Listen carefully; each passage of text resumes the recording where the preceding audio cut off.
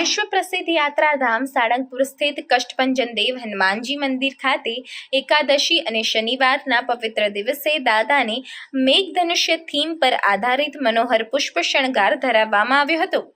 પૂજારી સ્વામી દ્વારા સવારે 5:30 મંગળા આરતી અને 7 કલાકે કોઠારી વિવેક સાગરદાસજી સ્વામી દ્વારા શણગાર આરતી કરવામાં આવી હતી। દાદાના સિંહાસનને ઓર્કિડ, ગુલાબ અને સંવેતીના પુષ્પો તેમજ આકર્ષક પતંગિયાની પ્રકૃતિઓથી મેઘધનુષ્યના સપ્તરંગોની ભાત ઉપસાવી સજાવવામાં આવ્યું હતું। આ સાથે ચાંદીના મુગટ, મોતીના વર્કવાળા વાઘા અને આભૂષણો ધરાવાયા હતા। દાદાના ચરણોમાં 200 કિલો સુખડીનો ભવ્ય અન્નકૂટ ધરાવાયો હતો, જેના દર્શન કરી હજારો શ્રદ્ધાળુઓ ધન્યતા અનુભવી હતી।